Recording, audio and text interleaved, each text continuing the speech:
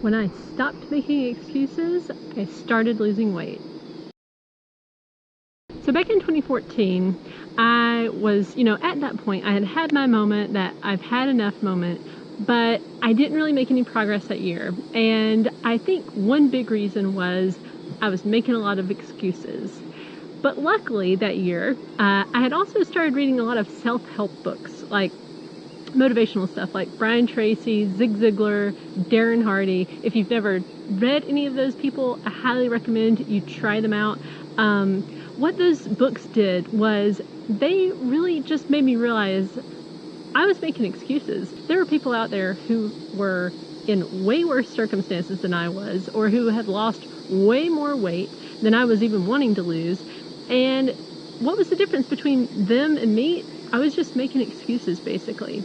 So I've made a lot of progress in this area, but I'm certainly a work in progress. So I wanted to talk about, how did I stop making excuses? Because it's really tricky, actually. Because when you are making the excuse, you don't think it's an excuse, you think it's the truth. And so then how can you recognize, reality or truthfulness with just an excuse? One big sign is when you're using absolute language, like I can't, or I never, or I'm always. But the big thing for me is if you have something that you're wanting to change, but you're not making that change, that's usually when the excuse comes up. I'll give you some examples from my life.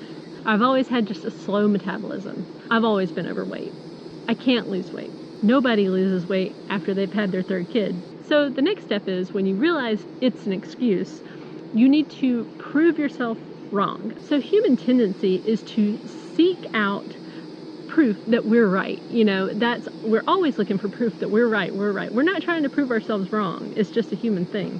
For example, with, I have a slow metabolism.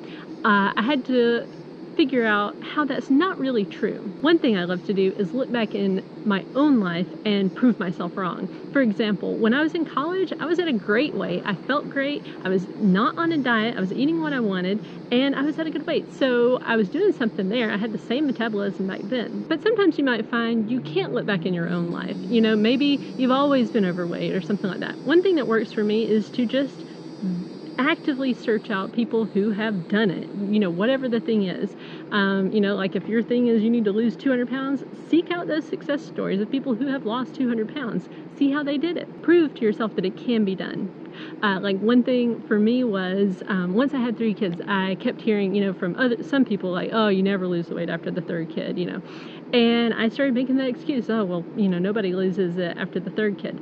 And then I looked around at my sisters-in-law who were at fabulous weights, and they had 4 kids. So I realized I really don't have an excuse. Step number 3 is just take action. So once you realize, it's an excuse, okay, other people have done it, then you gotta take action somehow. And what works for me sometimes is just doing the thing that they did, or, say, well, it can be done, and then, maybe they did it this certain way, but you can try something totally different. You know that you can do it, though, at that point, and that's really what helps.